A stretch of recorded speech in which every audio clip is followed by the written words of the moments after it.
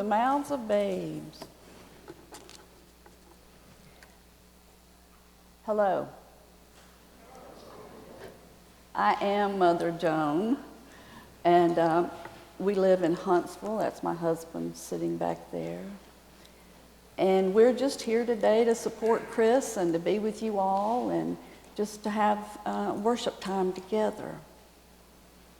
So I've lost my momentum. Y'all help me get it back. There you go. All right. First, I want to tell you a story about two pig farmers.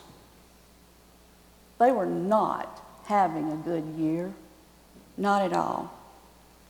One said to the other, "If you had 1,000 pigs, would you give me 500 to help me out?" And with real honesty, the other pig farmer replied, "Absolutely. I know how hard it is these days and how hard you work, and you know I'd help you out." A few minutes later, the pig farmer asked his friend again, "What if you only had 500 pigs? Would you give me 250 to help me out?" Without hesitation, his friend replied, "We've known each other for years, so you know I'd give you 250 pigs if you needed them."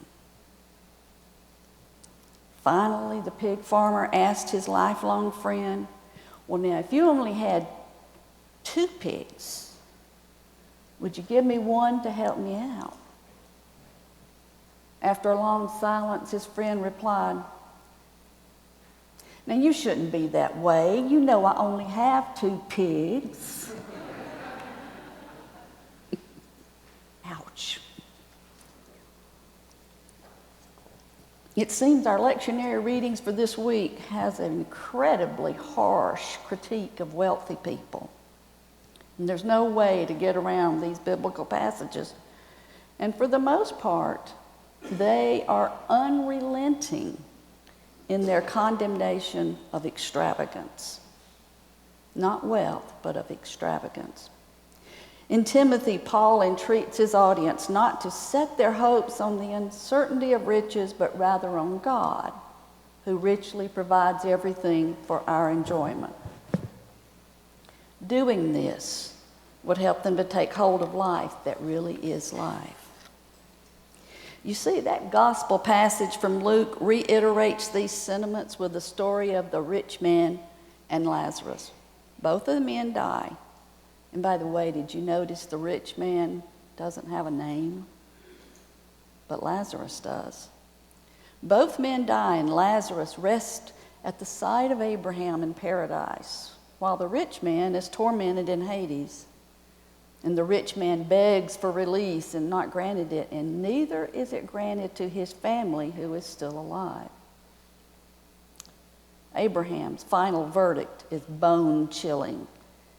Well, if they do not listen to Moses and the prophets, neither will they be convinced, even if someone rises from the dead. That's pretty profound, is it not? The rich man was used to having his request fulfilled, but again, Jesus, in that usual Jesus manner, turns everything upside down. But I want to be clear.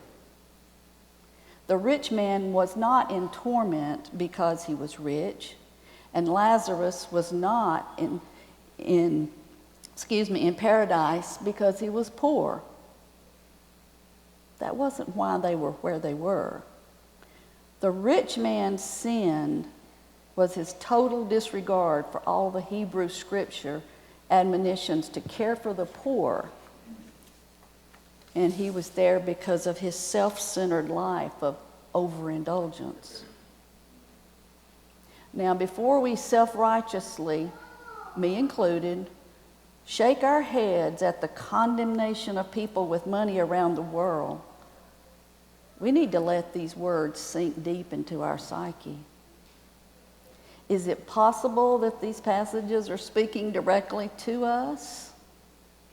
Compared to the majority of the world, the people in the U.S. live wonderful, wealthy lives. And compared to most of, or some of the world, yeah, we are wealthy. But we have our poor among us also. But what we have to remember is we are all called to be good stewards of whatever level of wealth we have in this world. Even if we only have 2 pigs, we are called to a life of generosity and stewardship. Stewardship to help and love others with our money, our time, and our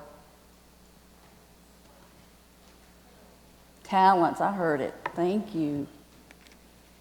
And we are to love our God with all our heart and mind and soul, and our neighbors as ourselves. That's my favorite scripture in the whole Bible. Kind of sums it all up, doesn't it? And God gives us the means to do this. Do you sometimes wonder, well, how am I supposed to give time and talent and treasure? Where am I going to get that? From the God who gives it to you to begin with.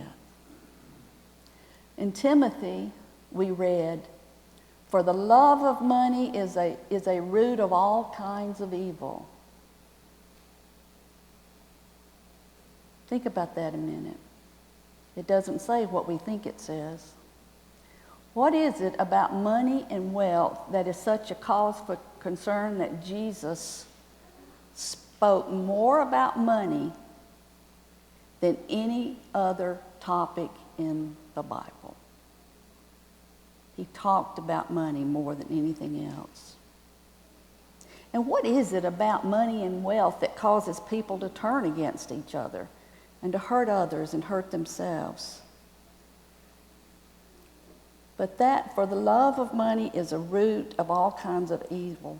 Notice that Paul did not say money is the root of all evil. He said the love of money is a root of all kinds of evil. And that's because the love of money can replace our love of God and our love for our fellow human beings. Money and wealth are not bad in and of themselves. We need money to survive in our world, for food and shelter and beautiful places of worship like you have here. No, it's not bad to have money or wealth. But when it replaces or hinders our love for God and others, then that misplaced love is wrong and it is bad.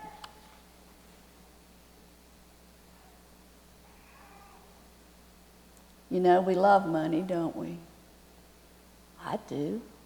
I like a nice dinner, a new dress, or we like money. Money gives us identity. It gives us power. But it is a raging addiction in today's society. We have support groups for compulsive shoppers, and debtors are becoming younger and younger. College students, for example, are prime targets for credit cards. From tuition to books to basic necessities and pleasure, students are encouraged, just charge it, not knowing how they're going to pay that credit card off. There are people declaring bankruptcy. And there are people who have been driven to commit suicide based on lack of money to pay the bills. Today in the gospel, we read about the rich man and Lazarus the beggars. But who is the target of that scripture, of this story? It's okay. Who is the target of that? It's the brothers back on earth. The brothers are the target of the message. And do you think they heard the message? Could they love God more than money? Yes, They can, even if they haven't, because God gives us the ability to change.